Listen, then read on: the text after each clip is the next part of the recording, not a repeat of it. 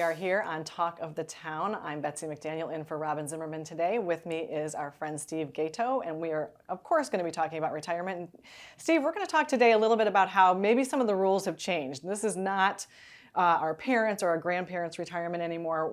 Talk to us about what that means. Yeah, and part of this goes back to the surveys that come out every year on satisfaction of retirement.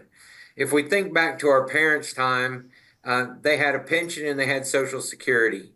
Right. And really what happened was when they retired, they traded one paycheck for another. So it was a very familiar situation. They were able to, go grocery shopping, go on vacation, replace the car, fix the house, and it worked real well. And so there wasn't a big paradigm shift in their planning once they hit retirement.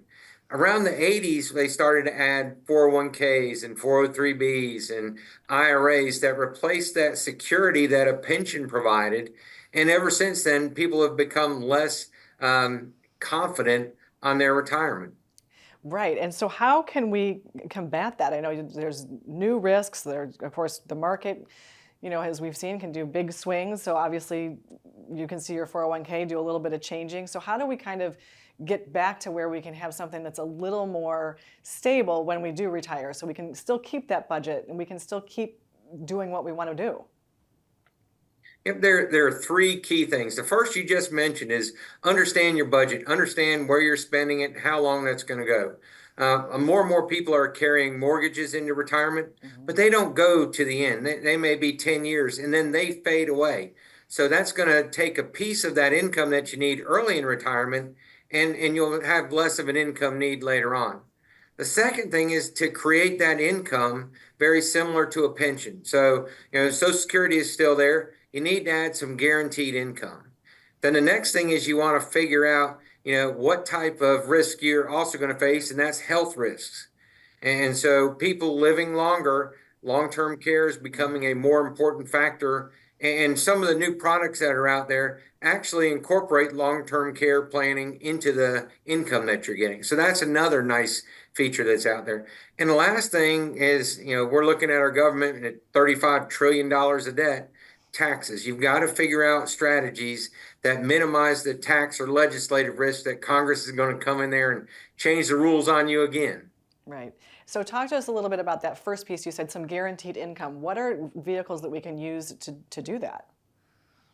Yeah, I'm hoping people don't get too upset, but I'm going to use two words that folks don't like. One is annuities and one is life insurance. Okay. And the reason they become important is that, over the last 20 years, the insurance industry has really thought of how they solve the problem. And so, if you think of an indexed annuity, then you're going to have income for life. Okay. And, if the market cooperates, you may see some cost of living benefit in it, but it's never going to go backwards. And so you have that dependability of income, which is, the one thing everybody says they worry about, running out of money. So that annuity solves that. If you're not going to use all your money, then it makes sense to start looking at life insurance, which provides you a tax-free income later on in life. And if you don't need it, it transfers on to your kids' income tax-free. Okay, interesting. So that's a little bit of mitigating the taxes you were talking about as well. And then the long-term care piece, how do you budget for that? Because that's an added thing that may need to be there, but that you maybe haven't planned for necessarily. Yeah, and that's one of the things I see when I'm actually doing the planning for folks. I can show their money lasting to age 100 most of the time.